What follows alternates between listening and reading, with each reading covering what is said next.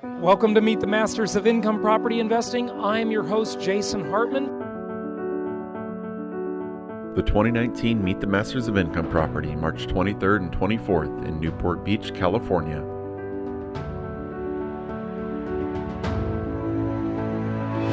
What is the sort of the one trick, the hack, the secret that really empowers people to success? Income property, the most historically proven asset class in the entire world.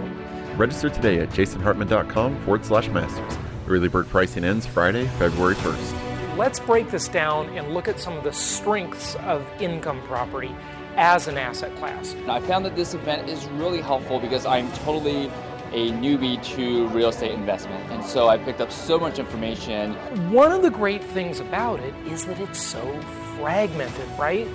Embrace the fragmentation. jasonhartman.com/masters. This show is produced by the Hartman Media Company. For more information and links to all our great podcasts, visit hartmanmedia.com. Welcome to The Commercial Investing Show, where we analyze, explain, and exploit the opportunities presented in today's commercial property marketplace. If you're interested in apartments, mobile home parks, self-storage facilities, and other income property, you've come to the right place. We'll explore what's hot and what's not in markets nationwide in the relentless pursuit of return on investment. Here's your host, Jason Hartman. It's my pleasure to welcome Stephen Blue. He is the author of, several books, but his newest one, I believe, is Metamorphosis, where he talks about turning Rust Belt companies into high-tech powerhouses. And this has broad implications for the economy as we see wealth migration occur due to trade wars, tariffs, taxation in high-tax jurisdictions like my home state of California. I think this will be a fascinating discussion.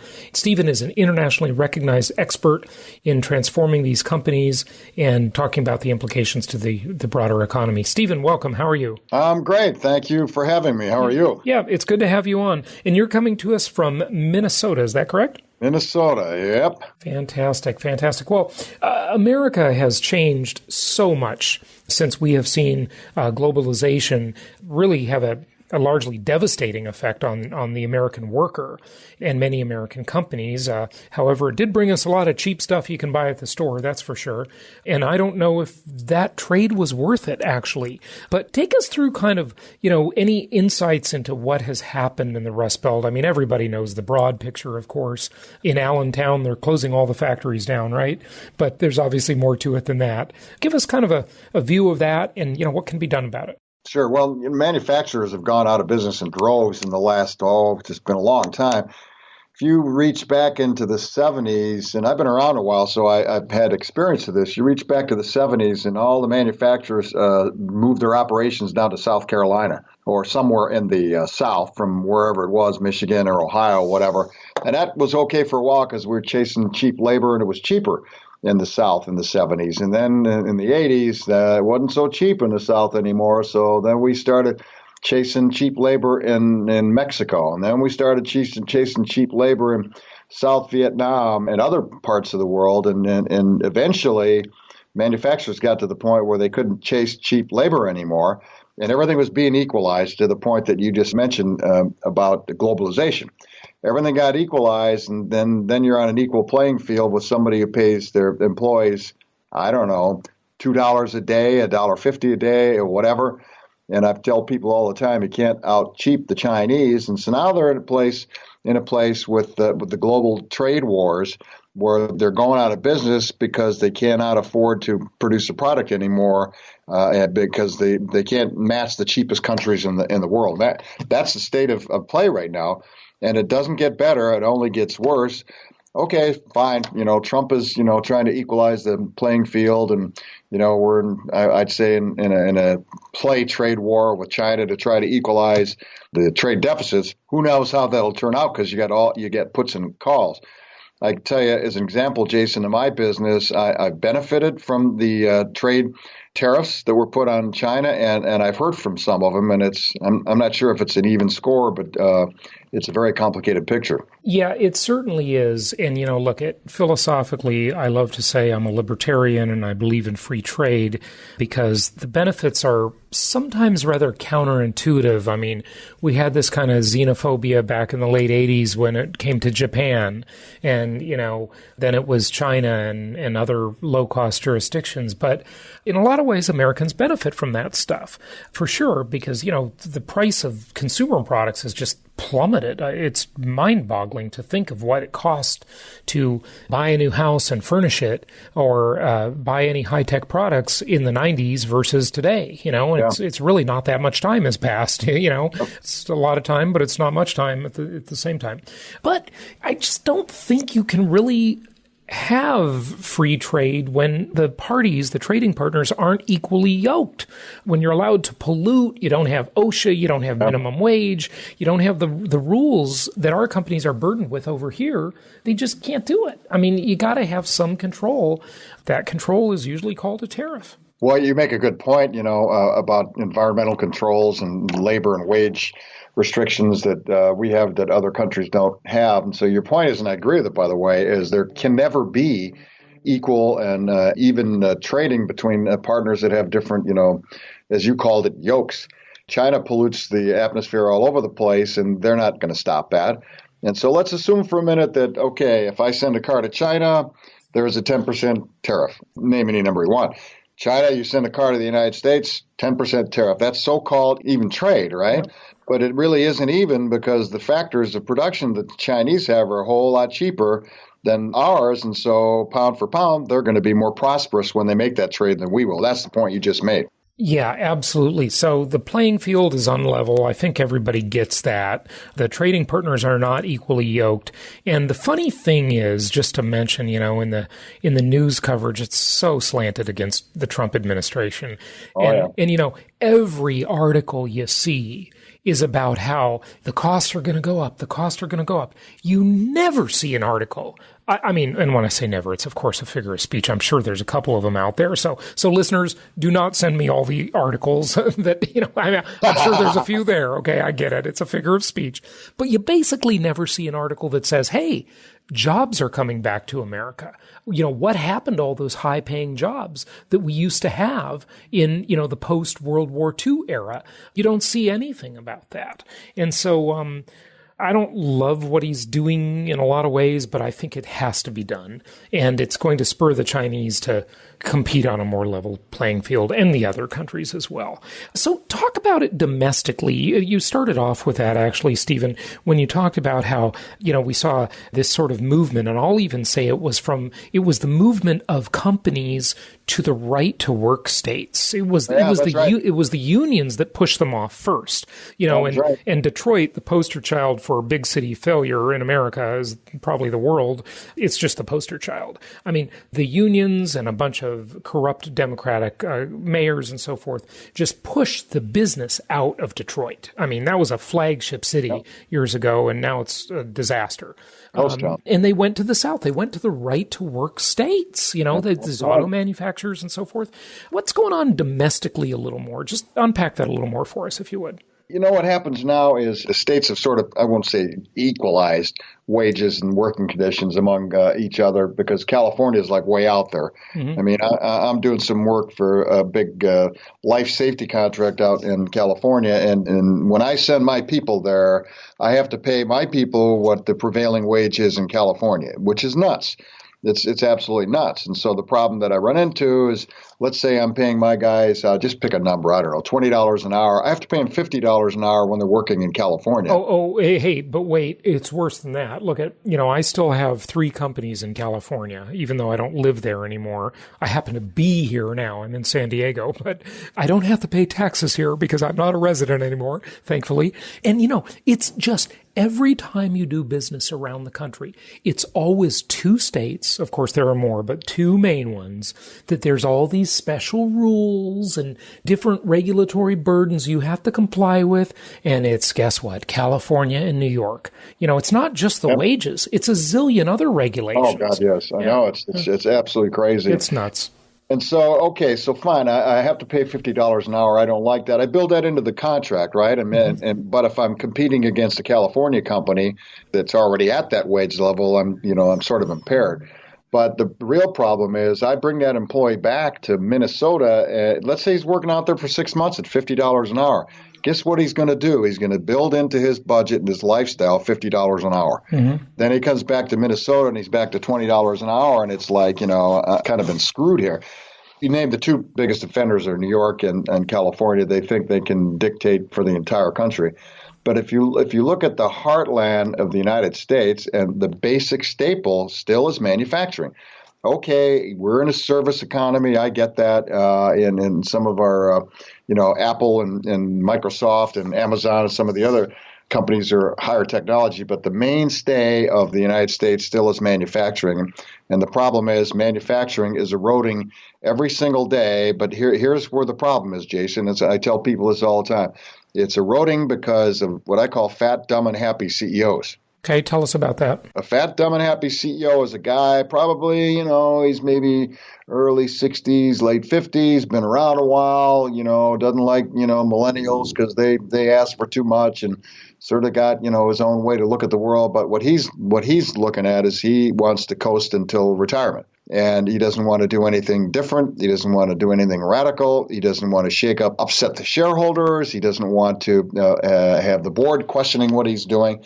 And then what happens, he refuses to do all that. The company slides into decline. But it's a slow decline. Every year, the margins get a little less from the year before. The year after that, they get a little less. Then all of a sudden, the alarm bells start going off, and he goes, oh, man, I'm in real trouble here. I got to do something in a hurry. But it's too late because he's already squandered all of his profits that he could have used on new product development and new marketing initiatives and so forth. Well, what you're describing applies to an even much greater degree in government.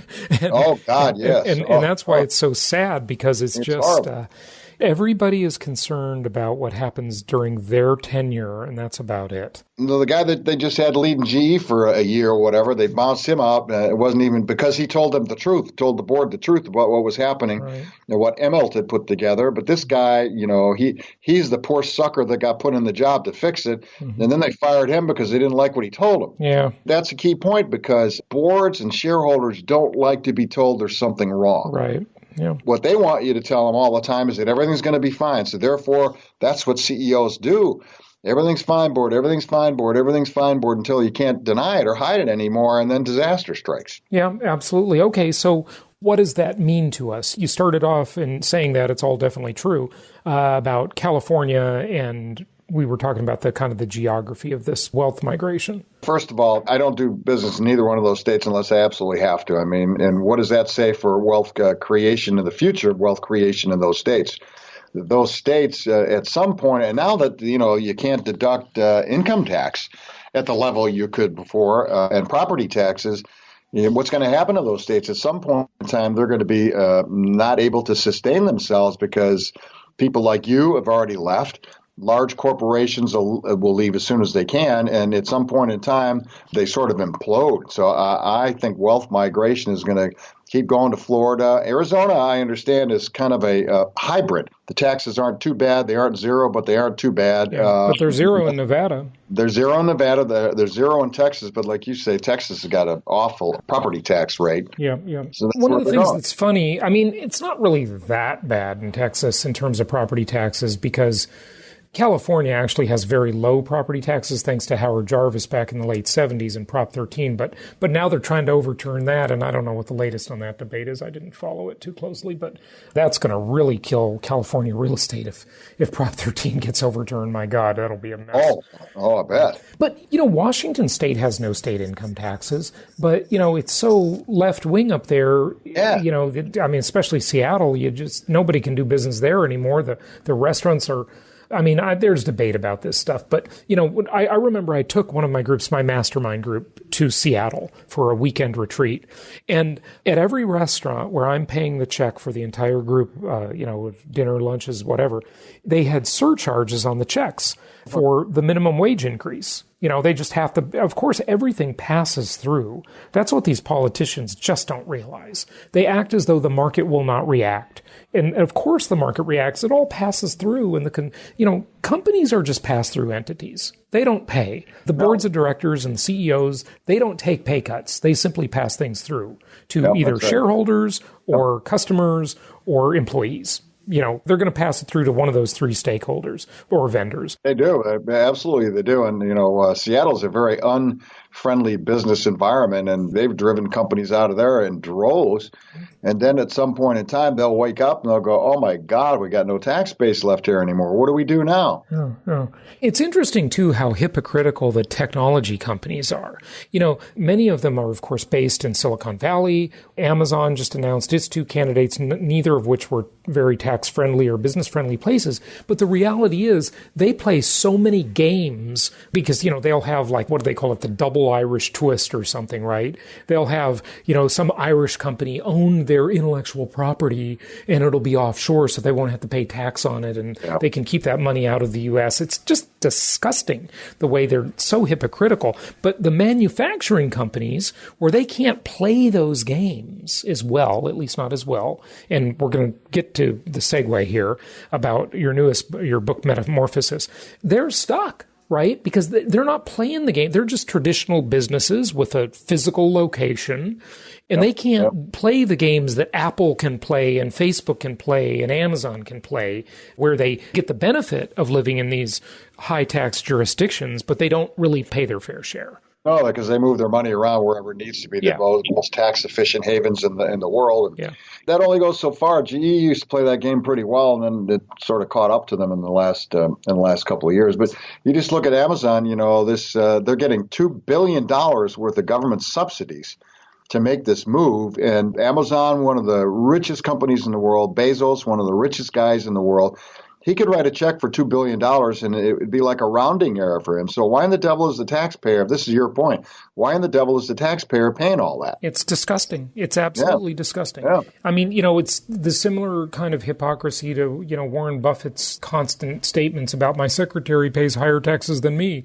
Well, the IRS will accept more if you just give them more money. They won't turn it down. And yet Warren Buffett, at least was, I'm not sure of the outcome of it, was in this giant litigation with the IRS where he was suing them and disputing his taxes. Why doesn't he just pay more? He keeps saying everybody should pay more. Why doesn't he? Yeah, why don't you just pay more then, Warren? Yeah, he's a hypocrite just like all the rest of them. But is there an answer for these businesses that are more traditional type, what you call Rust Belt businesses? Can they play, at least in part, can they play in the game that these high-tech companies play, where they can change the sort of the nature, the complexion of their company and their profit centers? They can't play the tax haven game. You got to be mega big to be able to do that, and they shouldn't even try. What they should focus on, CEOs hate it when I tell them this, because I tell them all the time, it's the first thing you got to focus on is changing your culture. And then they go, oh, no, don't talk to me about culture. That's the, squishy free pizza and beer for lunch crowd. No, it's not. You want to have a culture by design and not by default. That's what most companies have. You don't have to be a manufacturing Rust Belt company. Most companies have a culture by default. And the CEOs don't know what their culture is. They think they do, but they don't. Here's a perfect example. Wells Fargo got a really crappy culture. But, if you go to their website, look at their values, they have something like, well, we value our customer, we put our customer first, and we're credible, honest people, whatever. And it's I'm so glad you mentioned Wells Fargo. I was their customer for over 20 years. Big customer, private bankers. They are disgusting. That is a disgusting company at every level. I mean, I guess it used to be okay, but in the past few years, it's like they have a scandal every month. It's mind-boggling. I know. Ripping people off left and right, They got to be right now the most hated big bank in America. I mean, for a while it was B of A, and then it was Chase with the robo-signing scandal where they're spending exactly 14 seconds reviewing and before they foreclose on people during the Great Recession. Yeah, but Wells takes the cake right now. Yeah. United Airlines is almost as guilty. They have what I call bumper sticker values. Yeah. These are values that look on the corporate wall and in the boardroom, but they don't practice them, and they don't. But I'll tell tell you what, the CEO of Wells Fargo, before he got fired, I bet you he really believed those bumper sticker values on the wall. And so therefore he said, well, like every time United Airlines employee does something stupid, the CEO defends them because they have a set of values that's truth, justice, and the American way too. And so every time they do something that stupid, the CEO refuses to believe it was the employee's fault. It has to be the customer's fault because of the values we have. And that's the place I tell CEOs to turn first. If you want to change your company, you want to transform your company, you want to move it from meager earnings to mega earnings, you got to take a look at your culture first. Yeah, absolutely. Okay, so just give us the quick tip on culture, and then let's move on to some of these hidden assets that businesses have. And this applies to everybody listening who has really any kind of small business. It's kind of amazing how there are assets that a lot of these entrepreneurs, they're just not even thinking of. They're not even recognizing them really as assets. The quick tip on culture is I tell people the kind of culture you want to model is the Cirque du Soleil. Have you ever seen a Cirque du Soleil performance, Jason? Yeah, I've seen a few of them. What is that? What do you mean? Well, Cirque du Soleil performers come to work every day all jazzed up and all energized and all excited to do better today than they performed yesterday. And then I tell CEOs all the time, wouldn't you want a culture that's all jazzed up to perform better today than they did yesterday? And then they go, oh, no, you don't understand. We're not performers. People have to work in a factory. It's burdensome. It's dirty work and all that kind of stuff. And I say, that's all true. And if people are totally turned off by what they're doing, whose fault is that? It's yours. So I say the model you want to keep in mind is Cirque du Soleil. That's what you work toward. Now, that ain't easy, but I've done it, and I've shown people how to do it all the time. Okay, so I just thought you were going to say they're really flexible. Ha ha. Bad joke. That's a good one. I'm going to use that next time. Okay, so what's next, though? What assets should people be looking at that they're maybe not considering to be assets? Well, the first thing you want to look at, particularly if you're a manufacturer, is what kind of inventory are you sitting on that you could convert into cash? And I walked into a company once, Jason, that had $2 million. This is real money now, $2 million worth of work in process inventory, somewhere between raw and work in process that was just sitting in the factory. And I asked them, I said, why are you keeping $2 million worth of that inventory here? Well, because if the supplier goes out of business, then we wouldn't have any raw material. Okay. Did you think about qualifying another supplier or two? Well, no. And so I got them to qualify another supplier, and then they were able to liquidate almost that $2 million. That put money in their coffers so they could use that for new product development. They could use it for marketing initiatives, for all kinds of things. So that's the first thing I tell people. Look at what you've got and trap value in the business, and inventory is probably your first place to start. Okay, what about intellectual property? That's a little more difficult. A lot, especially Rust Belt companies, they don't have much of that. That's the problem. And, how you evaluate intellectual property and what you do with it is, if you have a patent that's issued that has value in a product that you're selling, you could use that to your advantage if you wanted to by licensing it to somebody else, by co-branding it with somebody else, all kinds of things you could do if you have a patent and you have sales and it's recognized in the marketplace. If you just have intellectual property sitting on the books, it's just really not worth much. Okay, so you talk about disruptional positioning, branding, and marketing. What do you mean by that? I love that because, if you come out with a new product, here's what I say. If you release a new product that's completely different than anything you've ever done before, which is what you ought to be doing, don't do brand extensions, don't keep doing the same thing you did yesterday. But if you do a new product completely different than you've ever done before, what I call new to the world products, you can't market that product unless you disrupt the marketplace, particularly if you disrupt your competition. And you can't disrupt your competition with new products if you go to the market with the same old marketing clothes that you went to yesterday. I'll give you a perfect example. Most manufacturers, how they market their product, they take out 4-color full-page ads in the trade pubs that don't say a damn thing other than, we're the best and you should buy our stuff. And then they go to trade shows. If you've ever been to a manufacturing trade show, you know that there are more competitors in the hall than there are customers. And that's just a tired old way of doing it. And believe it or not, a lot of manufacturers aren't going to market with today's tools. And you know what today's tools are. It's social media. Okay. Tell us more about that. Yeah. I tell people all the time, we do go to trade shows still, but we don't do it the old way. What we do is we have very attractive women walks the halls and gets people to come into our booth. Because if you've ever been to a trade show, customers don't want to come into your booth. They don't want to get trapped there. Right. They don't want to, have to answer questions and feel on the spot there.